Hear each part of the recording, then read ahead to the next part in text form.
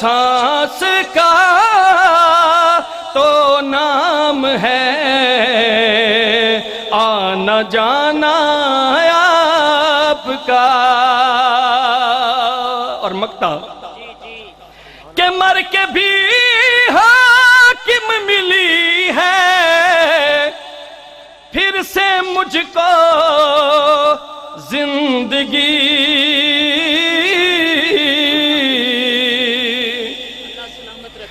مر کے بھی حاکم ملی ہے، پھر سے مجھ کو زندگی، مجھ سے ملنے قبر میں تشریف لانا آپ کا، میری ہر ایک سانس پر ہے اب ترانہ آپ کا۔ ماشاءاللہ ماشاءاللہ۔ حضرات گرامی قدر، یہ زمانہ، یہ طور کچھ بھی نہیں، یہ زمانہ، یہ طور کچھ بھی نہیں، ایک طرفہ تماشا ہے اور کچھ بھی نہیں۔ وہ ہمارے، ہم ان کے ہو جائیں، وہ ہمارے، ہم ان کے ہو جائیں، بس بات اتنی ہے اور کچھ بھی نہیں۔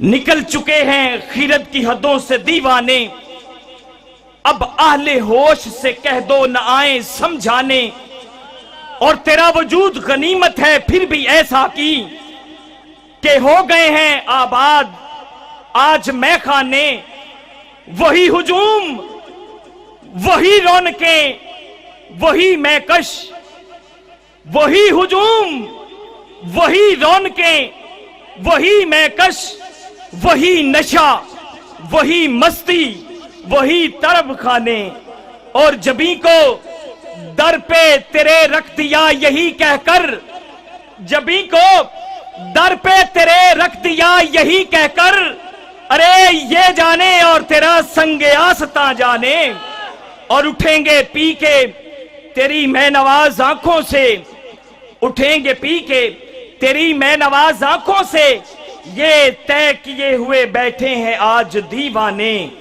اور لکھ ہزار بہار حسندی تے مٹی وچ سمانی، لاپریت محمد اس نال جدی جگ وچ روے کہانی۔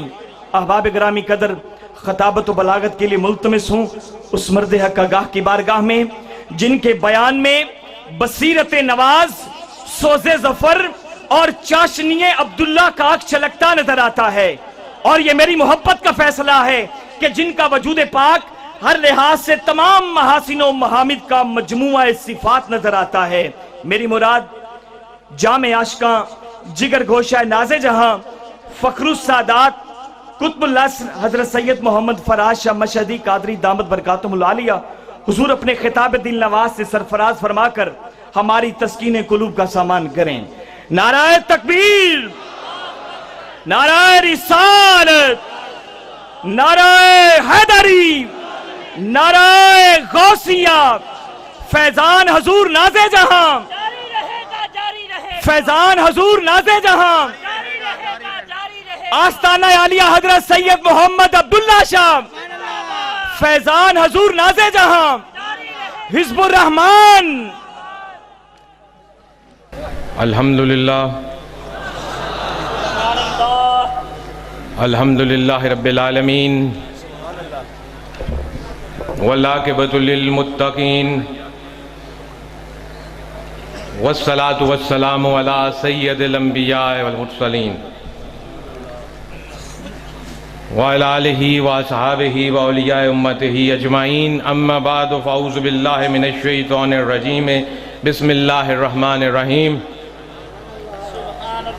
اِنَّا أَعْطَيْنَاكَ الْكَوْثَرَ فَصَلِّ لِرَبِّكَ وَانْحَرْ۔ صدق اللہ العظیم وصدق رسولہ النبی الکریم الامین، ونحن علی ذالک لمن الشاہدین والشاکرین، والحمدللہ رب العالمین۔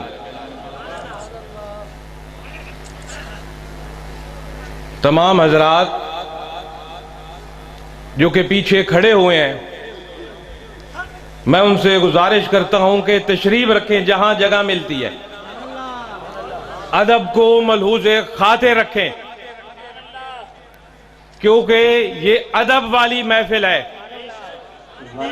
اور جو میں گزارشات کروں گا، یہ خطبہ ہے قرآن و حدیث کا، اس میں ملحوظ خاطر ادب کو رکھیں۔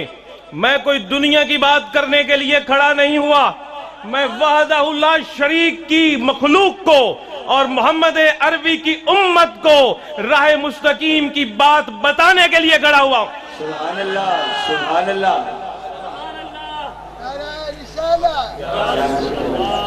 یہ کوئی عام محافلیں نہیں ہیں۔ میں اللہ رب العزت کا شکر ادا کرتا ہوں کہ اس نے مجھ جیسے خطا کار، گناہگار، بے علم اور بے عمل بندے کو یہ توفیق بخشی کہ اس کے محبوب اور اس کے محبوبوں کی شان میں سجائی گئی محفل میں آپ سے کچھ گزارشات کروں۔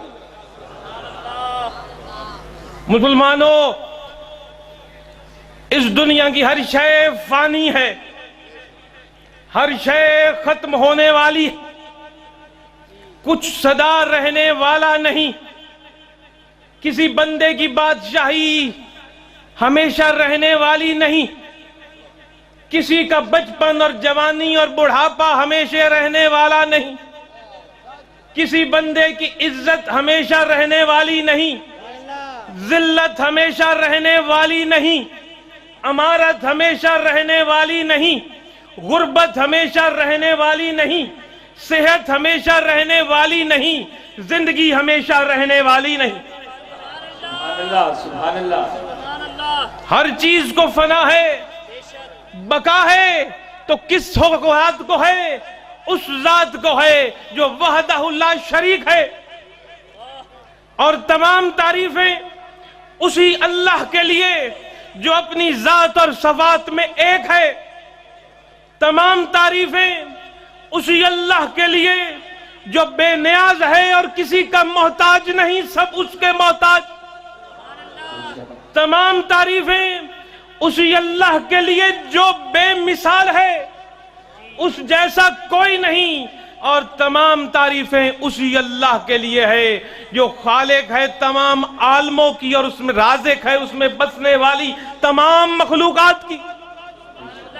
تمام تعریفیں اسی اللہ کے لیے جس کے قبضے قدرت میں آپ کی میری زندگی اور موت۔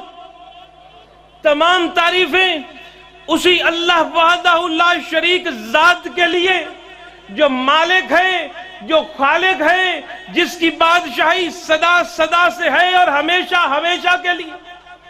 تمام تعریفیں اسی ایک رب العزت رب العالمین کے لیے ہے جو مالک ہے یوم الدین کا، جس دن کسی کی حکومت نہیں ہوگی۔ تمام تعریفیں اسی وحدہ اللہ شریک ذات پاک کے لیے ہے جس نے قبضہ قدرت میں تمام دنیا اور جہان اور عالموں کی کنجیاں ہیں۔ تمام تعریف اسی اللہ کے لیے جس نے لوگوں کی ہدایت کے لیے 1,24,000 انبیاء مبعوث فرمائے۔ تمام تعریف اسی اللہ وحدہ اللہ شریک کے لیے جس نے 313 رسول لوگوں کی ہدایت کے لیے بھیجے، اور تمام تعریفوں کے لائق وہی پاک ذات ہے جس نے کرم اور مہربانی فرما کر اپنا محبوب ہماری ہدایت کے لیے اس دنیا میں بشری روپ میں جلوہ گر فرمایا۔ نعرہ تکبیر، نعرہ رسالت، فیضان حضور نازے جہاں، سید محمد عبداللہ شاہ۔ تو تمام تعریفیں اسی عظیم اور بلند اور اعلیٰ اور پاک ذات کے لیے۔ ان محبت والوں سے پوچھو کہ اپنا محبوب کوئی کسی کو نہیں دیتا۔ اگر کسی سے آپ نے محبت کی ہو تو آپ کو اس بات کا اندازہ ہوگا کہ کوئی اپنا محبوب کسی کو نہیں دیتا اور اس میں شراکت نہیں کرتا، لیکن کرم اس بلند اور پاک ذات کا، کرم اس وحدہ لا شریک ذات کا، کرم اس بے مثال ذات کا جس کے قبضے قدرت میں پورے عالموں کی قسمتیں ہیں اور جس کے ہاتھ میں ہم سب کی زندگی اور موت اور عزت اور ذلت ہے۔ کرم ہے اس ذات کا کہ اس نے اپنا محبوب جس کے لیے عالم بنائے گئے، جس محبوب کے لیے کائنات بنائی، جس محبوب کے لیے جنت اور دوزخ بنائی، جس محبوب کے لیے عرش اور کرسی بتائی اور جس محبوب کے لیے مخلوقات بنائی، تمام عالموں کو بنایا گیا اور اس کے بعد بشری روپ میں اس بے مثال محبوب کو پیش کیا گیا۔ سبحان اللہ، سبحان اللہ۔ تمام عالموں کو بنا کر، اس میں بسنے والی مخلوقات کو بنا کر، اس وحدہ لا شریک نے اپنے محبوب کو بشری روپ میں ہماری ہدایت کے لیے ایک بے مثال شخصیت کے روپ میں، ایک بے مثال عبد کے روپ میں، ایسا عبد کہ اس جیسا عبد نہ پہلے تھا نہ بعد میں کوئی آئے گا، ایسا عبد جو ایسا کوئی پیدا ہو نہیں سکتا، ایسا عبد اس نے اپنے نور سے اس نور کو جدا کر کے ایک عبد بنایا اور اس بے مثال عبد کو اس دنیا کے سامنے ایک شاہکار بنا کر پیش کر دیا کہ آؤ اگر ہدایت لینا چاہتے ہو، آؤ میرا قرب چاہتے ہو، میری خوشنودی چاہتے ہو، دنیا اور آخرت کی کامیابی چاہتے ہو، اپنا قسمت کو مقدر کو کامیاب بنانا چاہتے ہو، تو آؤ اس میرے محبوب شاہکار کی زیارت کرو، اس کی اطاعت کرو، اس کی فرما برداری کرو اور دنیا اور آخرت میں کامیابی اور کامرانی لے جاؤ۔ نعرہ تکبیر، نعرہ رسالت، دربار عالیہ سید محمد عبداللہ شاہ، فیضان حضور ناز جہاں، فیضان حضور ناز جہاں، جاری رہے گا، جاری رہے گا۔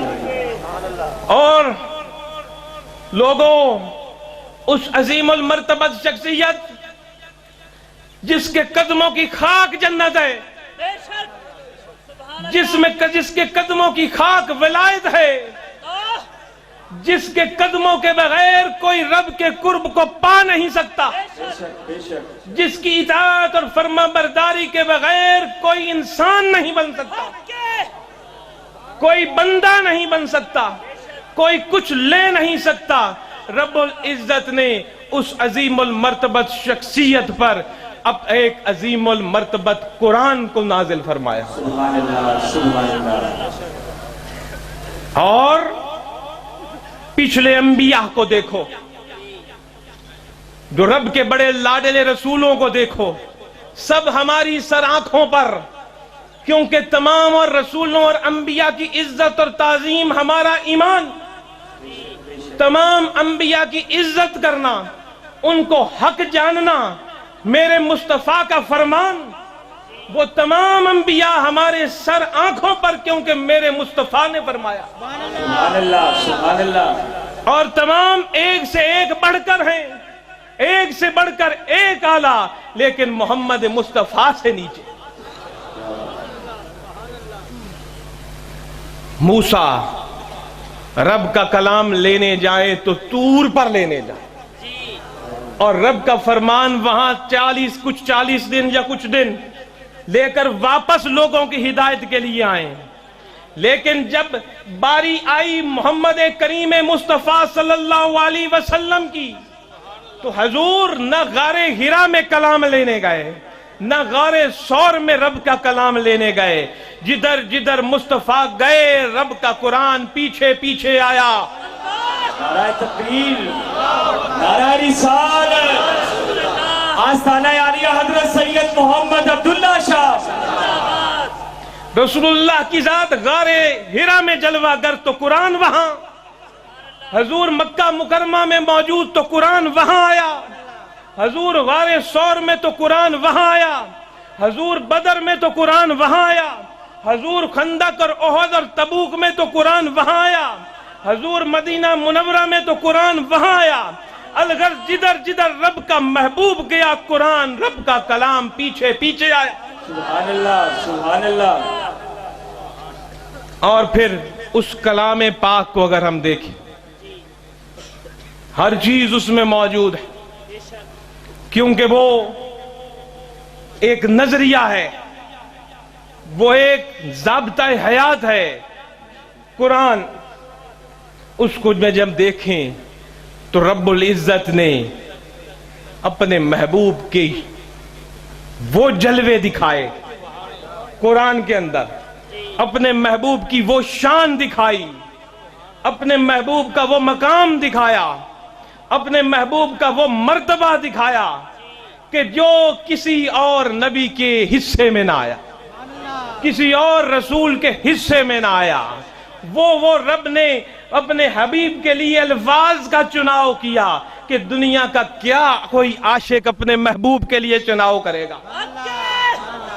بے شک، سبحان اللہ۔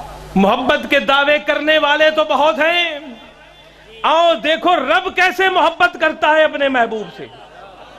الحمدللہ رب العالمین سے لے کر والناس تک قرآن کی کسی بھی آیت کو اٹھاؤ، قرآن کی کسی بھی آیت کو اٹھاؤ، کسی بھی لفظ اور صورت کو اٹھاؤ، محمد مصطفیٰ کے جلوے چمکتے ہوئے نظر آئیں گے۔ یہاں تک کہ رب العزت نے اپنی توحید بھی خود نہیں فرمائی، بلکہ فرمایا قل هو اللہ احد، اے حبیب تو اپنی زبان سے کہہ دے کہ میں رب ایک ہوں۔ ورنہ رب العزت یہ بھی فرما سکتے تھے کہ میں رب ایک ہوں۔ رب نے فرمایا اے محبوب آپ فرماؤ اپنی زبان سے کہ رب ایک ہے۔ رب کو کس نے دیکھا ہے؟ رب نظر آنے سے پاک، جسم سے پاک، اور جس نے رب کو کے جلووں کو اپنی ان دو آنکھوں سے مشاہدہ کیا وہی بتا سکتا ہے رب ایک۔ معراج کی رات تو دیکھو میرے بھائیوں، قرآن میں ہر جگہ پر حضور کی شان، حضور کا مقام مرتبہ نظر آتا ہے۔ میرے بات کرنے کا انداز میں کچھ اس طرح سے اختیار کرتا ہوں کہ میں پہلے اس وحدہ لا شریک کی بات کرتا ہوں، پھر اس کے محبوب پر آتا ہوں، اور پھر اس کے بعد آتا ہوں کہ ہمارا کیا فرض ہے اور ہمیں کیا کرنا چاہیے۔ یہی کلمے کا بھی طریقہ ہے، لا الہ الا اللہ محمد الرسول اللہ، پہلے اللہ پھر محمد۔ یہی میں نے اپنے پیر سے سنا، اور یہی درس ہم نے پوری زندگی اپنے پیر سے دیکھا، اللہ پہلے اس کے بعد محمد صلی اللہ علیہ وسلم۔ تو قرآن کی جو تھوڑا سا ٹکڑا میں نے آپ کے سامنے پڑھا، اِنَّا آتَيْنَاكَ الْكَوْثَرَ، اس میں دیکھو خالق کائنات کیا فرماتے ہیں، اور فرماتے ہیں شک نہ کرنا، کسی شبے میں نہ رہنا، کسی شکوک و شبہات میں نہ پڑھنا۔ میں اللہ، جو حضور کے مقام کا انکار کرے رب کے مقام کا انکار کرتا ہے، جو حضور کی شان کا انکار کرتا ہے اللہ کی دین اور اختیار اور طاقت کا انکار کرتا ہے، جو حضور کی عزت کو کمی کرتا ہے، حضور کے مقام اور مرتبے کو کم کرتا ہے، وہ محمد رسول اللہ کے مقام اور مرتبے کو کم نہیں کرتا، رب کے مقام اور مرتبے کو کم کر رہا ہے، رب کی شان کو کم کرتا ہے، رب کی عطا، رب کی طاقت۔ وہ خالق ہے، مالک ہے، جس کو جتنی چاہے عزت دے، شان دے۔ تو اور میں جلنے والے کون ہوتے ہیں؟ وہ جس کو جس مقام پر بٹھائے، تیرا اور میرا کیا بنتا ہے وہ پوچھنا ہے اس سے ہم نے۔ وہ ہم سے پوچھے گا کہ میں کس نبی کو کتنی شان دوں، وہ ہم سے پوچھ دے گا کہ یہ کروں یا نہ کروں۔ وہ مالک ہے دو جہانوں کا، جس کو جو شان دے، جس کو جو ذلت دے، جس کو عزت دے، جس کو ذلت دے، جس کو صحت دے، جس کو بیماری دے۔ تو رب نے فرمایا مالک جو میں ہوں، جو کروں تمہیں کیا ہے؟ تو حضور نے تو اللہ نے کیا شان دی، اِنَّا آتَيْنَاكَ الْكَوْثَرَ، کہ میں اللہ نے اے حبیب آپ کو کوثر دی ہے۔ سبحان اللہ. اے حبیب، میں اللہ نے جو مجھے وحدہ لا شریک مانتا ہے، جو لا الہ الا اللہ کہتا ہے، جو مجھے خالق اور مالک تسلیم کرتا ہے، جو میری وحدانیت اور میری توحید کے ڈنکے مانتا اور بجاتا ہے، اس کو اب یہ بھی تسلیم کرنا پڑے گا کہ میں رب ہوں شان دینے والا محمد کو. اور جس شان کی گواہ قرآن ہے، کوئی اور نہیں ہے. تو اللہ نے فرمایا اِنَّا آتَيْنَاكَ الْكَوْثَرَ، کہ میں اللہ نے اے حبیب صلی اللہ علیہ وسلم آپ کو کوثر عطا کی. یہ کوثر کیا ہے؟ کوثر کس چیز کا نام ہے؟ اگر ہم عربی گرامروں میں جائیں اور ڈھونڈیں تو کوثر جو چیز تعداد میں، قدر و قیمت میں اور اہمیت میں بہت ہی زیادہ ہو، اس کو کوثر کہا جاتا ہے. جو چیز معیار میں، تعداد میں، قدر و قیمت میں اور اہمیت میں بے شمار ہو، بہت زیادہ اور انمول ہو، اس کو کوثر کہا جاتا ہے. یہ عربی گرامر کے اندر، لغات کے اندر ہمیں کوثر کا معنی نظر آتا ہے. اس کے بعد اگر مختلف کتابوں کو چھانٹیں، مختلف احادیث کو دیکھیں،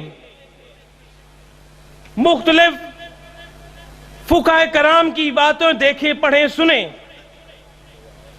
تو ہر کسی نے اپنی اپنی سمجھ، اپنے اپنے علم، اپنی اپنی حیثیت سے کوثر کی تشریح کی کہ کوثر کس کو کہتے ہیں. کسی نے کہا جی کوثر سے مراد جنت کی وہ نہر ہے جس سے جنت کی تمام نہریں نکلتی ہیں، اور اس نہر کے دونوں کنارے سونے کے ہیں